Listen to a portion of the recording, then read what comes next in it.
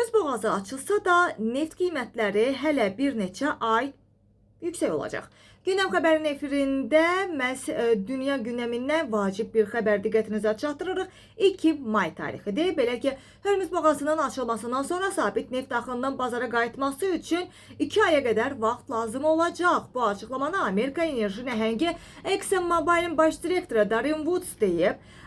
Darren Woods bildirir ki, boğaz yenidən açıldıktan sonra tarixən gördüyümüz kimi sabit axına qayıtmaq üçün bir müddət vaxt lazım olacaq və gəmilər uyğunlaşmalıdırlar. Geridə qalan yükü həll eləməliyik. Bundan əlavə məhsulu bazara çıxarmaq üçün açıq-aydın vaxt lazımdır. Buna görə də dərhal yenidən açılma ilə normal bazar axınlarının bərpası arasında 1-2 aylıq gecikmə olacağına gözləyirik. Woodsun sözlərinə görə bazar hələ Hörmüz boğazının bağlanmasının təsirini tam şəkildə hiss eləməyib. Münaqişənin ilk ayında böyük həcmdə neft hələ də tranzitdə idi və strateji ehtiyatlar açıldı və kommersiya ehtiyatları azaldıldı ki, bu da mart ayında bazara təsirinin azaldılmasına kömək eləmiş oldu. Woods qeyd edib ki, neft ehtiyatları azaldıqca bazara bu vacib təsirin gücü məhz hiss olunacaq və beləlik gözləyirik ki, bu baş versə, boğaz bağlı qaldıqda bazarda qiymətlərin artması da davam eləsin.